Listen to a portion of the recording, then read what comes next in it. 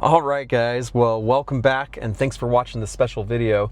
This one's going to be a little bit different. This is actually a review of my own personal vehicle, or at least one of them. This is my 2018 Toyota Land Cruiser, the 200 series. And I wanted to give just a very honest, upfront breakdown of some of the just honest, like I said, realities of what it's like to own one of these things. You know, positives, negatives, everything in between, and maybe what you should expect if you're shopping for one of these, and just what my ownership experience has been like. And anyway, so I'm just going to kind of drive around and give you a bunch of thoughts, and hopefully this is helpful for those, like I said, in the marketplace for one of the, what I consider to be one of the last great true Land Cruisers, the 200 series. I'm just going to kind of talk, and I hope this is helpful for you, but this is a 2018, and to kind of give you some history on my ownership experience with Land Cruisers. We owned a 100 series, a 2000 Land Cruiser for years. It was actually pretty much like our first family car, and we owned it for a long time and put a lot of miles on it, and it served us really well. It was definitely starting to show its age, and so we eventually upgraded, way upgraded, and upgraded, it's subjective. I know there's going to be something like, that's not an upgrade, but for a pure family hauling vehicle, we got a Kia Telluride, and that was incredible, and we since, well, I'll give you the story in a second. That was incredible. But the 100 series that we owned, we're really fond of. It definitely was starting to feel old, and so we wanted some more modern amenities, and thus the change to the Telluride. I know this is kind of just a long story, but we eventually moved on from the 100 series to a Chevy Suburban, which you've seen in some of our other videos, and that thing was incredible. But the truth is it was honestly pretty expensive, and a lot of the things, a lot of the vehicles, I think, with Chevy, especially the Suburban, which is meant to be like this, it's this big family hauler, it's legendary. GM is just really overpriced it. It's an exceptional vehicle, but I don't know how it's accessible for so many families, especially buying new or used. Like, they hold their value pretty well too. So the truth is it just kind of was expensive, and so we thought, man, I don't really love this car, but maybe we should sell it and get into something a little more affordable. And so that made me think of the 200 series. I'd wanted a 200 series, specifically a 2016 or later, with the facelift, with the updated grille and everything, because I think I still think this is one of the best looking SUVs ever made. I just think it looks so awesome. So I thought, well, I wonder where the 2016 and older, especially if I could get 2018 to 2020, where they're at, in the price, in the pricing world. And I was happy to see that there were some that were reasonable miles, and that were kind of like in our price range, in the 40-ish kind of $1,000 price range, which still seems expensive. I mean, these things brand new, were like $80,000, $90,000, and if we're on sale today, would be even more. Like, it's crazy how expensive these things were, brand new. And so even, 2018, here it is 2025, 7 years later, it still felt a little bit pricey for the years and for the mileage. But as you know, with Land Cruisers, especially what many consider to be the last great generation of cruisers, this 200 series, because the 250 is just a different thing. I've driven several of them at this point, and it's such a different vehicle, I don't even know how we call it a Land Cruiser.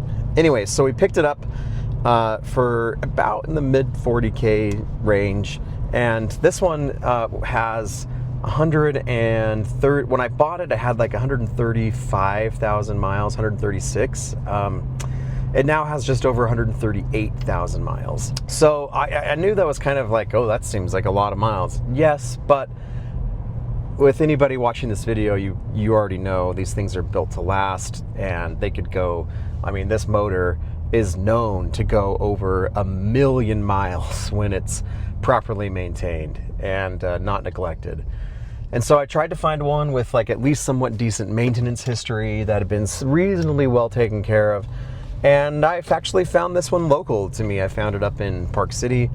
Utah. I'm not far out of Salt Lake, so it wasn't too far away for me. And I was really, really excited to go check it out. You know, we had initially gone to a Suburban because we just wanted more room, but we thought, well, maybe we could make the 200 series work, especially if the kids don't mind. We have 3 kids, and if they don't mind sitting 3 across the second row, we could leave the third row up. And with that third row up, there's so much cargo space, which is a huge plus for this. And if you get a Heritage Edition 200 series without the third row, it has even more. Like, the cargo space is incredible. And the second row, honestly, is pretty great too. Like, there's a lot of leg room back there. It's a comfortable second row, and we could fit all 3 of our kids across the back, and they actually had pretty decent room, even with our youngest, a baby, in a rear-facing car seat. And so, anyway, we thought if we could make it work, it would save us some money. We'd be getting something that's going to be really reliable, and it's not going to, you know, lose a ton of value. And so it seemed like a win-win. Yeah, we're losing out on some space, which was definitely a bummer, because that Suburban, I'll continue to say it forever, the Suburban / Yukon / Escalade with the diesel motor, especially if you can find it, is the best family hauler on the planet. There's so much room, so much space, and that diesel, on the road trips that we took in our short time with the Suburban, we got, I'm not joking, 30 miles per gallon. And in that Suburban with 30 miles per gallon, that gave us over 800 miles of range, which is truly so impressive. Like, there's just no family hauler that's as good as those 3. So we were super sad to sell it, but we went and checked this thing out. It has a few dents, a few bumps, a few scratches. It's definitely been loved. I wouldn't say this has been like a pavement princess or a garage queen. It's obviously been put through what it's made to do, which is cruise the land and go on adventures. And you can tell that it has been. But even still, it drove very, very well. It still drives very well, which I'll get to all that in a second. And it was good enough, and the price was good enough that we thought, you know, it's going to be reliable. Like I said, it's not going to lose a ton of value, because our hope was we could get back into a Suburban or a Yukon or Escalade or something, a used one, you know, sooner than later. We just needed to kind of cut back for a minute. And so we pulled the trigger on it. And for the last several months, this has been our family hauler, and it's been a lot of fun. Now, having spent a couple thousand miles with it and a significant amount of time, both around town and a little bit off-road, and also on some adventures, you know, some road trips, I feel like I can speak to some things that maybe, you know, you're not quite aware of when you're first shopping with one of these. So the number one thing I'll say right up top that you should be aware of, and this was the same for our 100 series cruiser, and looking back, maybe I should have known better. I don't regret this purchase, but the thing with cruisers that you need to understand is, yes, they're very reliable and they're not going to leave you stranded, but maintenance items are definitely essential, and you're definitely going to need to do them probably more than you think, especially if you're going to be modifying or putting larger tires on or lifting or whatever, like ours has. I bought this with the Old Man Emu BP51 lift suspension setup already on it, and it rode pretty well. But not long after we bought it, of course, like, I noticed like some squeaking and stuff that, truthfully, either it wasn't there when I bought it or I just didn't notice because I was so excited. It could have been both. It looked very clean underneath, so I didn't feel like I really needed to get a pre-purchase inspection. There was no leaks or anything like that. So I thought, what could be, what could be the worst thing if it needs something? Well, I took it into the renowned Land Cruiser experts here in Salt Lake City, State Automotive, which highly recommend them if you're in the Utah area and you're needing work done on any Toyota, but especially if you've got a cruiser, any generation. Those guys, Nick was the tech that worked on it, and man, he's a master, and he knows these things just like the back of his hand. So I definitely recommend State Automotive for all your cruiser needs. I took it in there just to kind of like get the squeaking checked out and stuff, And of course, you know, unsurprisingly, they call back and they say, well, you know, we went through it and looks like there's a number of things that this could use, and you know, be updated. It's maybe been a minute since they've been done. Like, let's get all the fluids done. Not sure exactly the last time they were all done. Let's do spark plugs. But then there were some other items that kind of hit hard. There were like the upper control arms, lower control arms, some of the ball joints, and even like the rear BP51 shocks were starting to kind of leak and were kind of just shot. And so, and the tie rods as well. And so I needed like an alignment and like, anyway, I just told them, because my intention was like, hey, like we are going to plan on keeping this for like a long time, like whatever it needs, let's get it done. Which I'm glad I did, but boy, it can be expensive to maintain these things. Like, yeah, this is probably honestly good to go for like another 100,000 miles, like right now, because I replaced all of that stuff. But just know, like, when it comes to doing those things, shocks, upper control arms, just all of that, it's not gonna be cheap. And I put, you know, several $1,000s into getting this back to where it should be. And again, maybe I should have done a pre-purchase inspection or whatever, but still, I feel like I got this for a decent enough price where it didn't hurt too bad, but it honestly was way more than I was kind of expecting. And so just know, if you're buying one of these and you're buying a 200 series, and even if you're like, well, you know, it hadn't been lifted or doesn't have bigger tires and it's only got 100,000 miles or something, these things are so heavy and just so intense. Like, their engineering, they're so rugged. You probably still are going to need to do some of those things. They're going to wear out pretty soon if they're not already. And so I just kind of plan on several $1,000s if you're buying one of these used like me, and maybe it hasn't had like some of those bigger items done. Like, I would say around probably 100,000 or less. They're probably going to need to be. So you can just kind of plan for that, budget for that. But like I said, now it's good to go. You know, this is good to go for like a long time. And the new owner, which I'll get to in a minute, she's going to love it. This is the perfect car for her. And it's just awesome. So a couple other things. I'm just, again, kind of just talking as things come to my mind, but like I said, I did replace those, a lot of the suspension components, and I have to say that this thing with the new Old Man Emu BP51 shocks rides really well. I mean, it rides like a cruiser, don't misunderstand me. This is not like a luxury ride like a Suburban or an Escalade or something like that.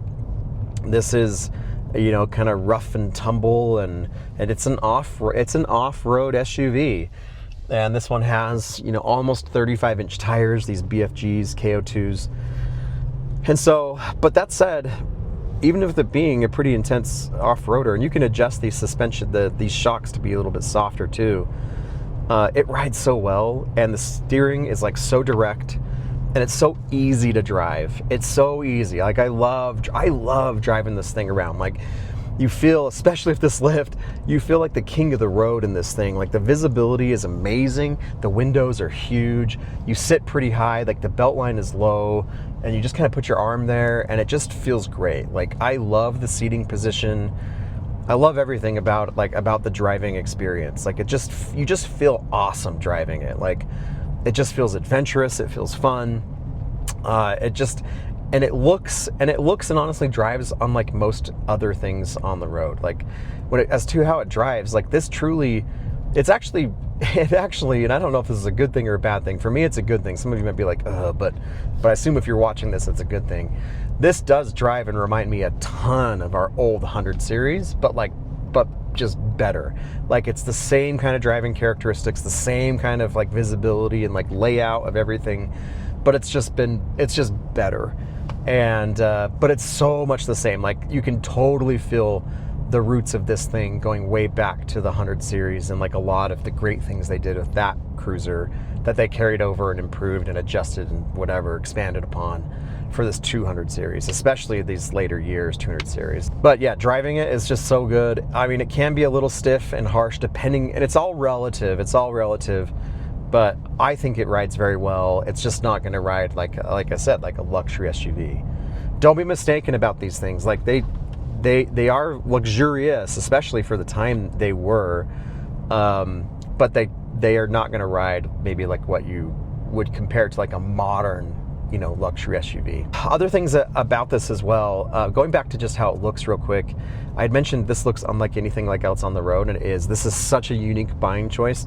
You can buy and find tons of Lexus LX 570s for honestly cheaper than the Cruiser, but I think the Cruiser just looks way better, and it just looks so cool. Like, and this thing gets a fair amount of attention. Like, it is really, really clean looking. Just looks amazing, especially if this lift and larger tires and with the side steps removed. Like, I personally, and I know it's mine and I'm biased, but I think this is the best looking 200 series that I've ever seen, and maybe especially at least here in Utah. Like, it's the best looking one I've seen on the roads. It just looks so good. And oh yeah, just driving, you just feel so awesome, just so fun just driving this thing around. The power from this 5.7 liter naturally aspirated V8, like, which, where are you gonna find those these days? 380 horsepower, 400 pound-feet of torque, and it is fantastic. Like, or maybe it's switched 403, I don't remember. Either way, it's just such a good motor. Like, there's plenty of power, which was one of the big drawbacks of our 100 series, because it just felt really gutless most of the time. But this motor with this transmission, the full-time four-wheel drive, like, this is the king. This is the king, I would say, of off-roaders. I mean, the 392 Wrangler for sure, but this is arguably much more livable on a daily basis, and it feels so unstoppable. So a couple other things to know just about when you're thinking about buying one of these, or to be aware of in your ownership, is, and again, coming from a Suburban, I know the comparison is more extreme, but the interior has definitely some quirks about it. There's way less probably storage space than you're probably anticipating. The door pockets are fairly small. There's a small, tiny little cubby, like with a wireless charger, as a matter of fact, in here, like, where you can kind of slot your phone, kind of. Not really, though. It's not really good for anything. And you have a small center console, like, lid here. You can stick like a wallet maybe there, or like some pencils or pen. And then you've got your cool box, which actually is like really great for, it keeps your drinks cold. It pumps the AC in there, and it's so awesome. But it makes for a fairly small center console storage area, which isn't like great. So there's just not a ton of storage space up front here, and same with the second row. It's kind of weak. I'm just gonna park here and just keep talking for a minute. Like, there's not really anywhere to put stuff, you know, even like glasses. There is like a glasses holder up here, but you know, the cup holders are kind of big and loose. You can adjust it with this little adjuster. It's just this flimsy kind of like little plastic piece here. You have your dials and your buttons and stuff, which are all cool. But yeah, storage space is definitely lacking, which won't be really a concern to probably most of you. But to me, it was a little surprising, and there's just not a lot of places to like put stuff in here, especially if you've got kids. The heated steering wheel works okay in typical like Toyota fashion. It only kind of works like here. It doesn't work on the very top. It doesn't really work down the bottom. It's just kind of like this, where your hands are mostly, and it's okay. It's not great. Same thing with the heated seats and the ventilated seats. The heated seats are okay. They definitely work better than the ventilated seats. The ventilated seats are very meh, which, to be fair, that's how they are in most cars. The infotainment is definitely, you're gonna feel it. If you're used to newer cars, you're gonna feel how dated it is. It's pretty laggy. There's no Apple CarPlay. There are some pretty good conversion kits for like $500 or so that you can get and have Apple CarPlay, which I definitely, if I was keeping this long term, that was one of the first things I was going to do. But it has Bluetooth, which the sound is okay. It automatically plays every single time when you get in the car, which is kind of annoying. Well, sometimes it'll just restart on its own too, even if you've paused it. But it's kind of laggy. The graphics are kind of like laggy. And one of the toughest things about this Cruiser is the climate controls.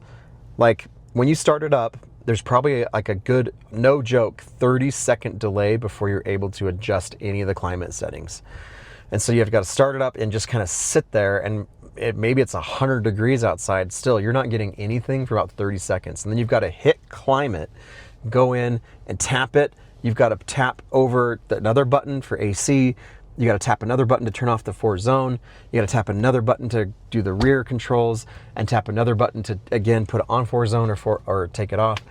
The climate controls are honestly a little frustrating. I never quite got used to them.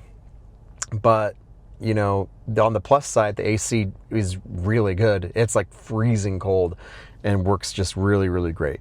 Other than that, as far as the interior goes, something you should know too is like these materials are really good, but you're definitely going to start to see some wear. Like this plastic definitely has some scratches on it. Same with like this handle here on the door. It's got some like wear, and you know, you're just going to start to see like the leather kind of, and this happened on our 100 series as well, where you've got the you know, the chipping and the tearing away. This does have lane keep assist and adaptive cruise, which both work like okay. Again, it's not nearly as great as how things are now in 2025. Yeah, that's kind of, you know, the interior, at least for the front up here. The second row, like I already mentioned, is really spacious, and honestly, it's a really comfortable second row. I like sitting back there. Kids have lots of room. The third row also is surprisingly roomy. Like you can put a couple kids back there, 3 even. There's 3 seat belts. Make sure they're smaller. There's the seats pretty much on the floor, but they can be done. It does cut into your cargo space a lot, which can also be a struggle if you've got kids and like things like strollers and soccer gear and whatever else. But with the third row up, boy, you've got so much cargo room. So the last thing that I'll maybe say about what it's been like to own this 200 series, and this isn't a total surprise either, and probably not a surprise to anybody watching this, but the fuel economy, especially with this lift and larger tires, is like so terrible. It's, you know, this V8, it's full-time, there's no auto shut off, there's no hybrid anything, it's just a V8 with full-time 4-wheel drive. And on my last tank, I averaged just over 10 miles per gallon. 10 miles per gallon. And this does take premium. So it can get kind of pricey to fill this thing up and drive it as your daily driver. On our road trips, I actually was able, and I was actually pretty surprised by this, but going about 80 miles an hour, for example, like up to Yellowstone and back from Salt Lake, I averaged just over 17 miles per gallon, which I was pretty happy with considering. We were loaded and had everybody in here and all of our gear, and going pretty quick on the freeway. Again, though, for daily driving just around town, it's gonna be pretty rough, especially if you're kind of in a hilly area, kind of like we are. You're gonna be closer to like 10. So just kind of keep that in mind, maybe like 12, but that's like almost Ram TRX territory for fuel economy. And that has a 700 horsepower, you know, supercharged V8s with also full-time 4-wheel drive. So just know that, you know, fuel efficiency is not why you buy this. And if you're daily driving it, you're definitely going to be, you know, visiting the pump a lot. I think I usually got about 200 miles on a tank, so which isn't amazing at all, but it is something to be aware of. I guess the trade-off is just like a really, really cool driving experience. So I think that's about all my thoughts on just our ownership time with this, and it's been just a lot of fun. It's time to go though. We've tried to make it work as much as we can, but we ultimately just need something bigger. And so we're moving on to actually a used Escalade. I never thought I'd own an Escalade, but I'll make some videos with that as well.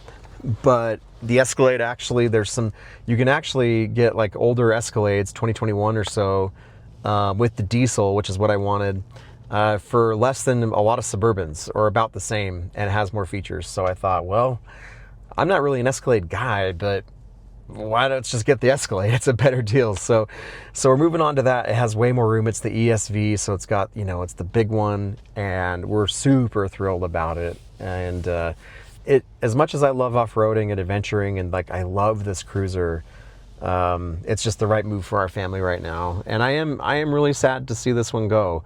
But the gal buying it is so awesome, and she's gonna have so much fun with this thing. And it's perfect for her in this stage of her life right now. So I just hope that she has all the adventures in it. It's ready to go.